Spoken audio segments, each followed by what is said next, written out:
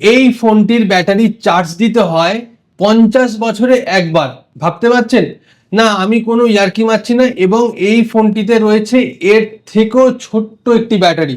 বেটা ভোল্ট নামে চাইনিজ একটি কোম্পানি তৈরি করেছে এই ব্যাটারিটি, যেখানে দাবি করা হয়েছে যে সেই ব্যাটারিটিকে চার্জ দিতে হবে মাত্র একবার 50 বছরে।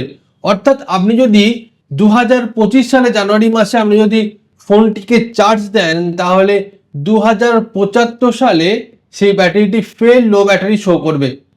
হ্যাঁ, ভাবতে অবাক লাগলো, এই ব্যাটারিটি ইতিমধ্যে বাজারে এসে গিয়েছে এবং চলতি বছরে আরো পাওয়ারফুল ব্যাটারি তৈরি করবে বলে সেই সংস্থাটির দাবি। তবে ইতিমধ্যে যে ব্যাটারিটি বাজারে লঞ্চ করা হয়েছে তাতে ল্যাপটপ, স্মার্টফোনের মতো কোনো ডিভাইস চলবে না, চলবে সাধারণ পেসমেকার বা ছোট কোনো ইলেকট্রনিক ডিভাইস। তবে মনে করা হচ্ছে যদি এই ব্যাটারিটি ফোন বা ল্যাপটপের সাথে ব্যবহার করা হয় আগামী দিনে, তাহলে গ্যাজেটস দুনিয়ায় বিপুল পরিবর্তন হয়ে যেতে পারে।